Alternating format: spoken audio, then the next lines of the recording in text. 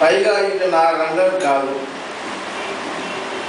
కొబ్బరివారు రోజుకో నవల రాసిన రోజుల్లో నేను లేనప్పుడు, అంటే ఈ సాహిత్య రంగంలో లేను, వినడం మాత్రం విన్నా. కొవ్వలి జంపన అనే పేరు ఇంకోటి. జంపన అంటే జంపన చంద్రశేఖరరావు. జంపన చంద్రశేఖరరావే తర్వాత హరిశ్చంద్రం ఏదో ఒక సినిమాని కూడా రూపొందించాడు ఆయన. వీళ్ళ పేరు బాగా వినిపించేది.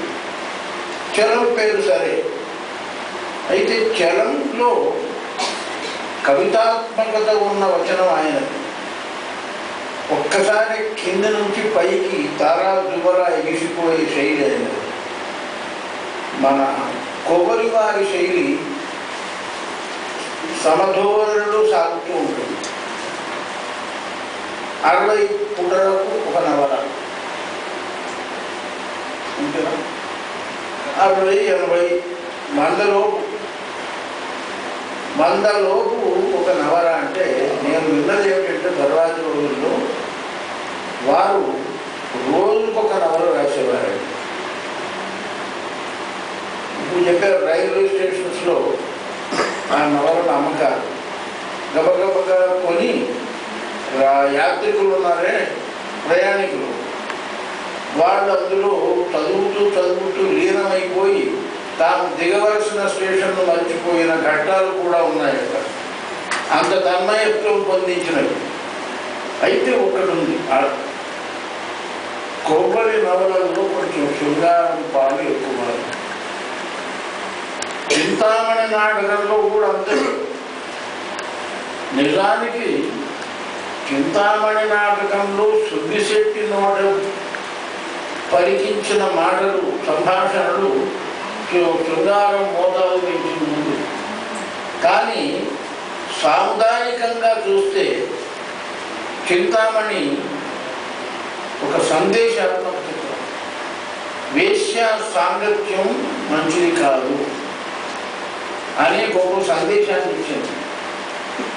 కొబ్బరివారి నవలల్లో కూడా శైలిని బట్టి, అక్కడక్కడ వర్ణనలను బట్టి కొంత శృంగారాతిరేకం కనిపించిన చివరికి అమ్మయ్య అనిపించాడు.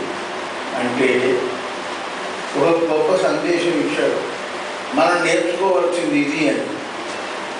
కాబట్టి ఇది మరొకటి సంఖ్యాపరంగా చూస్తే కూడా ఇది చాలామంది మిత్రులు చెప్పినట్టుగా మనకు తెలిసినంత వరకు, మనకు విదేశాల్లో సంగతి తెలియదు కానీ భారతదేశంలో నవలల్లో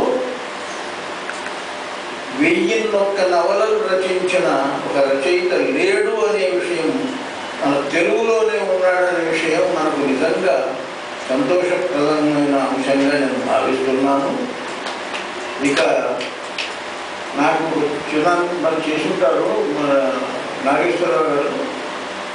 కొబ్బరివారి నవలల్లో ఇప్పుడు గానా వారు ఉన్నారు, విజయబాబు లాంటి వారు, గానా వంటి వారు, బిఎస్ రాములు గారు లాంటి వారికి ఆ నవలలు ఇచ్చి వాటిలో సర్వశ్రేష్టంగా ఉన్నవి, అన్ని రకాలుగా కూడా మనం పదిలపరుచుకోదగినవి ఉన్నాయి అని ఒక 10 నవలలు, ఒక 20 నవలలో ఒక గ్రంథంగా రూపొందించి మళ్ళీ వాటిని విడుదల చేస్తే అది బాగుంటుందని నా అభిప్రాయం.